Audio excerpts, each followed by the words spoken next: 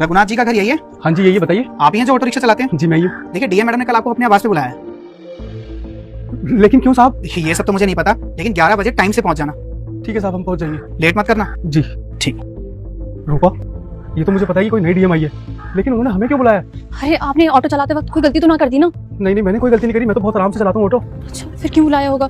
मुझे तो ना डर लग रहा है। देखो डरो मत, कल जब वहाँ चलेंगे तो पता चली जाएगा क्यों बुलाया। लेकिन तुम ना सुबह जल्दी तैयार हो जाना, हम वहाँ जाएंगे ना तो लेट ना होना। हाँ ठीक है। ठीक है, तुम काम करो। हाँ जी देखो ना कितना बड़ा घर है डीएम साहिबा का। अरे बड़ा घर तो हो गई डीएम साहिबा का जो है, लेकिन रूपा मुझे ये समझ नहीं आ रहा कि ये मेरा दुर्भाग्य है या सौभाग्य जो हमें डीएम साहिबा ने यहाँ बुलाया। अरे आप ऐसा क्यों सोच रहे हैं? आपका ना सौभाग्य होगा कि हम लोग यहाँ पे आए हैं, और हम लोगों की कहाँ इतनी हैसियत है कि हम लोग इतने बड़े घर में आए। हम लोग तो झोपड़ी से आए हुए हैं, हम लोग तो छोटे घर में रहते हैं। और ऐसा क्यों सोचते हैं आप लोग?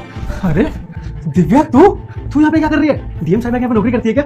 हाँ मैं डीएम साहिबा के यहाँ काम करती हूँ। डीएम साहिबा जानती है क्या तुझे? हाँ बहुत अच्छे से जानती हूँ। आप लोग को एक बात पता है? हाँ बता। इस एरिया की नई डीएम मैं ही। क्या तू डीएम बन गई? हाँ। दिव्या, ये तो बहुत खुशी की बात है कि तू इतनी बड़ी डीएम बन गई है। हमने तो कभी सपने में भी नहीं सोचा था कि हमारे घर से कोई डीएम बनेगा, लेकिन तुमने ना ये करके दिखा दिया। आपकी वजह से तो ये सब हुआ है। अगर आप दोनों मेरा सपोर्ट नहीं करते तो आज शायद मैं यहाँ नहीं होती। भैया आपको याद है जब मैंने आपसे बात की थी कि मुझे दिल्ली जाना है कोचिंग के लिए? भैया मुझे पैसे चाहिए। क्यों? वो दिल्ली जाके यूपीएससी के लिए कोचिंग करना है मुझे, तो उसके लिए पैसे चाहिए होंगे। दिल्ली जाके कितने पैसे चाहिए? भैया 60,000 रुपए चाहिए। 60,000 रुपए?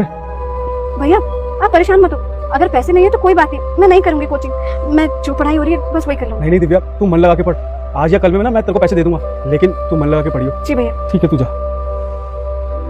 उस वक्त तो मुझे ऐसा लग रहा था कि शायद मैं आगे नहीं पढ़ पाऊंगी, लेकिन ये सब पॉसिबल हुआ भैया आपकी वजह से। आप अगर उस दिन मेरी मदद नहीं करते, मैं जानती हूँ कि हमारे घर के हालात नहीं थे, वो 60,000 रुपए भरने जैसी हालत हमारी नहीं थी, लेकिन आपने एक जैसे तैसे करके मुझे पढ़ाया।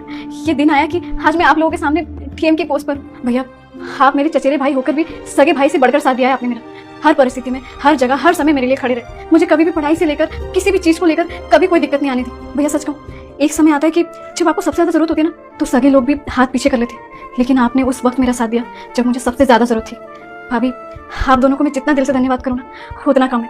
और एक और बात भाभी, आप जैसी भाभी होना भी बहुत मुश्किल है आज के ज़माने में, वरना भाभियों को तो मैंने ये देखा है कि ननद उन पर बोझ ही होती है। आप दोनों ने मेरे लिए बहुत कुछ किया है, और मैं अब चाहती हूँ कि आप लोग भी खुश रहें और आप लोगों को कोई परेशानी ना हो। अरे नहीं पागल, ये कैसी बातें कर रही है? ये सब तो तूने मेहनत किया है, हम दोनों ने तो कुछ भी नहीं किया। और तुझे ऐसा लगता है कि हमने करा है? तो तेरी गलतफहमी है। पढ़ाई लिखाई तो सारी तूने करी, हमने क्या ही करा है? हमने सिर्फ अपना फर्ज निभाया है। आप लोगों का तो सबसे बड़ा हाथ है। अगर आप लोग मुझे सपोर्ट नहीं करते तो मैं पढ़ भी तो नहीं पाती ना।